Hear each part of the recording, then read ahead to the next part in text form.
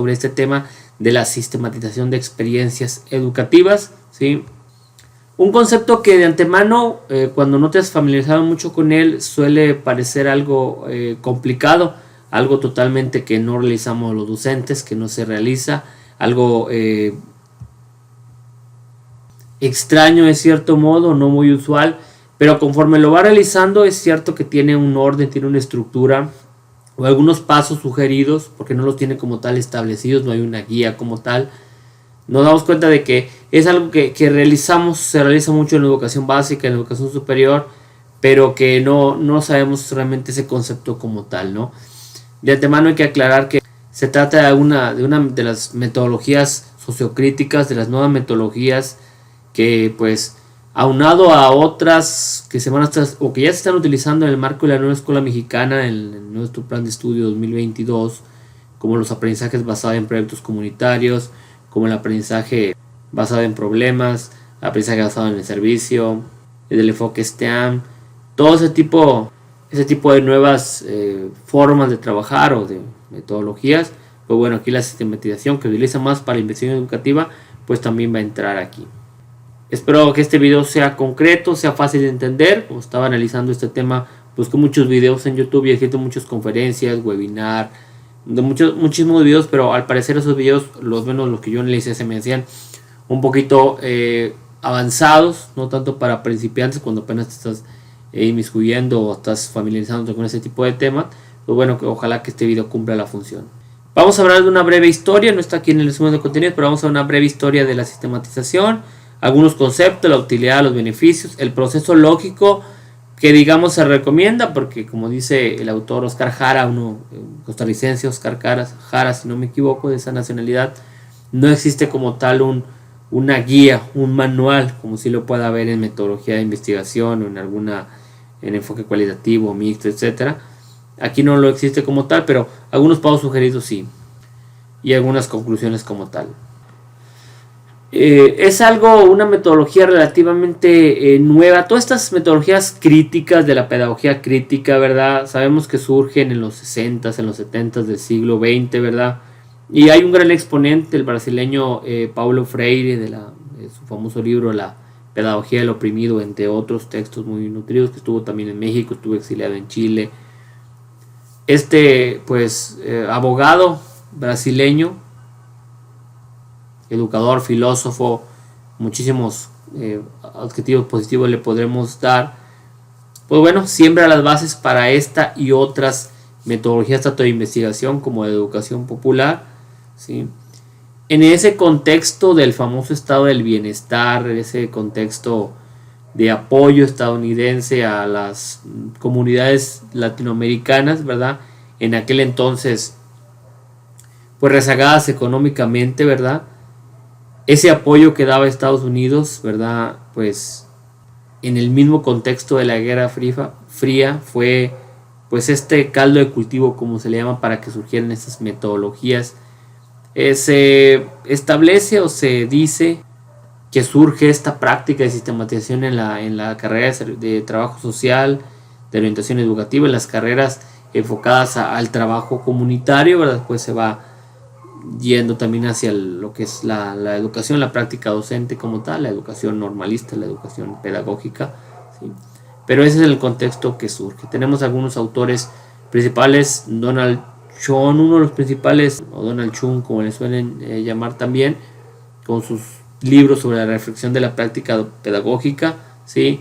Y ya más recientemente tenemos a Oscar Jara, prácticamente todas las conferencias, todos los conceptos, todos los textos de la teoría. Cuando quieres investigar sobre esto, encuentras a este autor costarricense que ha colaborado en Colombia, en Perú, en México también, muy importante, Alfonso Torres Carrillo, que es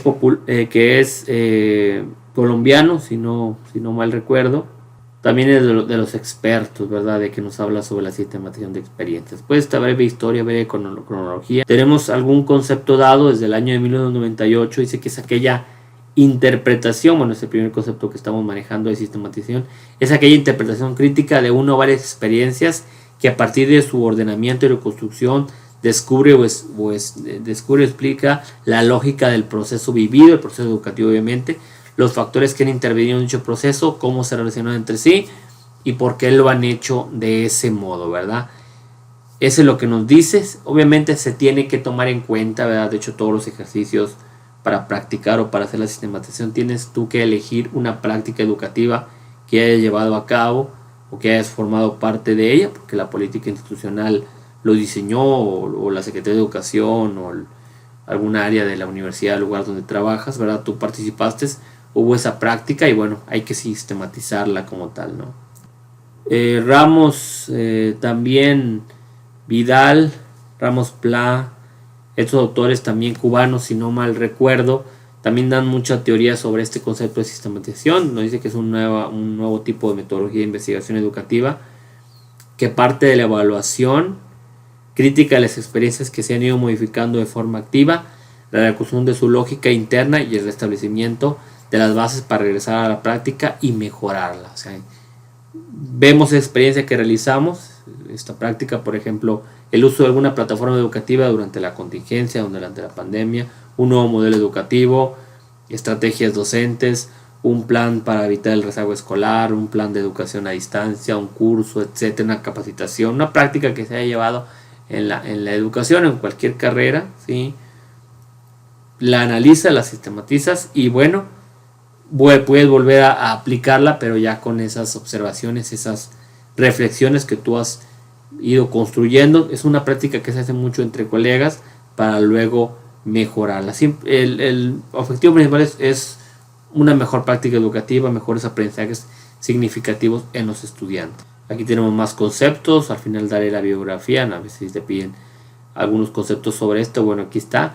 Leona Rodríguez nos menciona que es un proceso cuya base es la reflexión. Aquí la reflexión es algo fundamental, la cual permite la reconstrucción. Vas a reconstruir todo lo que se hizo de forma cronológica, de forma ordenada, toda la experiencia, ¿sí? Obviamente aquí tú participaste en esta, tú tienes la experiencia porque tú participaste en este nuevo modelo educativo, en esta implementación de esta forma de trabajar, etcétera, de esta práctica educativa, pero también hubo tus colegas, tus pares, tus superiores, directivos, alumnos, padres de familia, etcétera, ¿sí? Entre todos ellos también tú puedes recabar información. ¿Cómo la vas a recabar? Pues bueno, puedes recurrir a encuestas, a diversas técnicas de investigación, sobre todo investigación cualitativa. Este tipo de sistematización siempre va a estar relacionado con la investigación cualitativa. ¿Por qué con la cualitativa? Porque busca interpretar, es un método hermenéutico. Es algo también que suele a veces compararse, o de cierto modo tiene ciertas características con con el método o la técnica de investigación-acción, que es algo prácticamente obligado o muy arraigado con lo que es la ruta de metodología cualitativa como tal, ¿sí?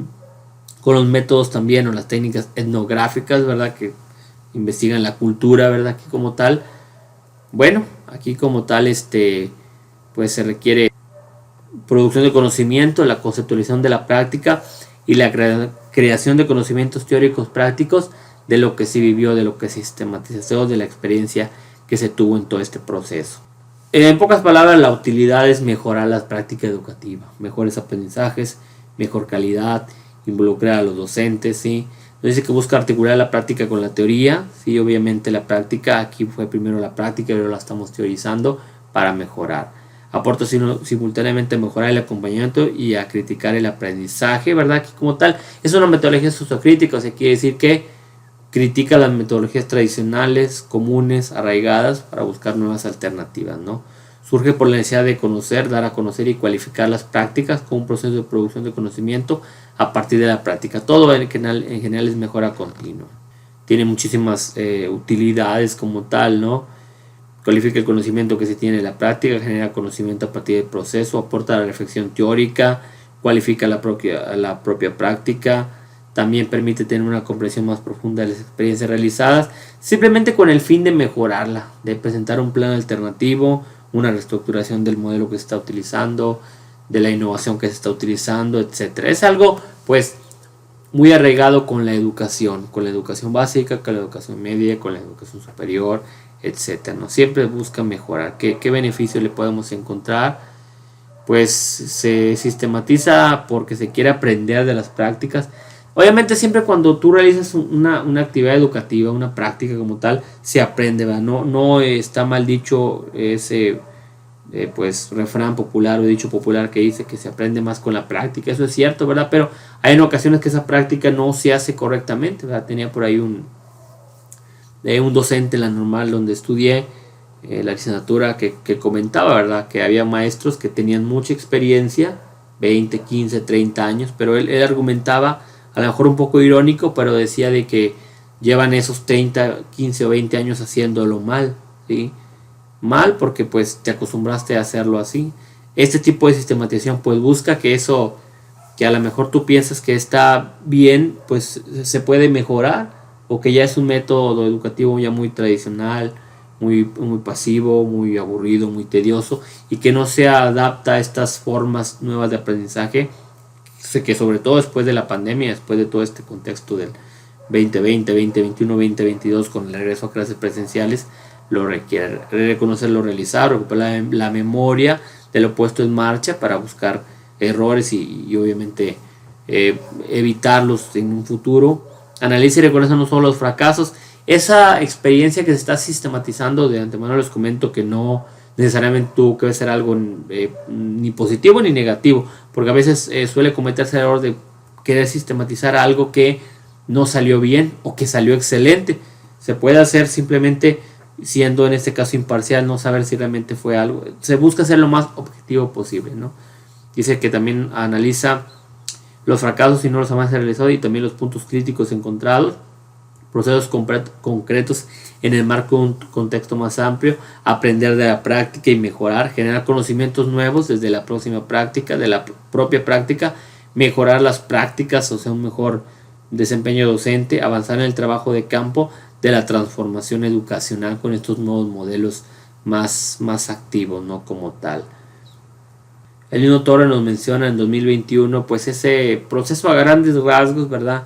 De antemano les digo que para aprender a sistematizar o para entender bien este contenido, ¿sí? Para aprenderlo correctamente tienes que sistematizar una experiencia, ¿verdad? Estaré dejando aquí algunos textos que se me compartieron a mí en el doctorado, algunas lecturas, algunos artículos, algunas guías que sobre todo el autor Ramos y Pla lo argumentan. Ahorita por aquí se los voy a mostrar si hay tiempo, ¿verdad? Pero primero la decisión de realizar la sistematización, ¿verdad? No quedarte con eso de que tu práctica es la mejor, tu escuela es la mejor, sino que busques, en este caso, analizar para ver qué se puede mejorar, ¿no? Definiendo las preguntas y los temas, eje de la sistematización también es muy importante. La reconstrucción narrativa de la práctica, ¿verdad? La reconstrucción analítica de la práctica, el análisis y la interpretación. Es una parte de interpretar los datos, la información que pudiste haber extraído con entrevistas profundas, con encuestas, ¿sí? Con la simple observación y con la experiencia tuya y de colega. La interpretación es algo muy importante porque ahí es donde puedes encontrar los errores, lo que se puede mejorar, lo que estuvo adecuadamente, los factores del contexto, etcétera, como tal. Y la interpretación crítica de los hallazgos es algo bastante también significativo. Normalmente, bueno, se hace una síntesis y una elaboración de un texto, un balance interpretativo. Por lo general, una sistematización deriva muy comúnmente en un informe, en un texto ya más sintetizado como tal, pero también puede derivar en un artículo de divulgación, un artículo científico que puedas publicar en una revista indexada, ¿por qué no? O puede derivar también, puede ser parte también de una tesis, para luego avanzar en una investigación utilizando este método. Yo creo que en un futuro, en un presente, vamos a estar teniendo muchísimas tesis. A lo mejor ahora se utiliza mucho la investigación y acción en tesis cualitativas, otro tipo de técnicas o métodos en tesis cuantitativas o mixtas, pero esto de la sistematización de experiencias creo que también va a ser pronto una pues técnica, una metodología, bueno, sobre todo un método para investigar y realizar una tesis como tal, una tesis de grado. Encontramos también una conclusión como tal. Espero que también te sea de utilidad, ¿verdad? Ya no la leo para que tú la puedas y bueno, podemos rescatar que es una nueva metodología que pues está en construcción, ¿verdad? Que se puede ir adaptando, se puede adecuar y pues es algo que va a estar evolucionando en próximas fechas, próximos años. Te dejo también la bibliografía por si quieres. Bueno, todo lo que se citó aquí está, como lo hemos hecho en todos los videos de cátedra universitaria. Y bueno, si tú quieres profundizar, repito, espero haber hecho este video concreto, claro, que se haya entendido. Sí, en estos 15, 16 minutos que va a durar, espero que pues haya quedado muy claro.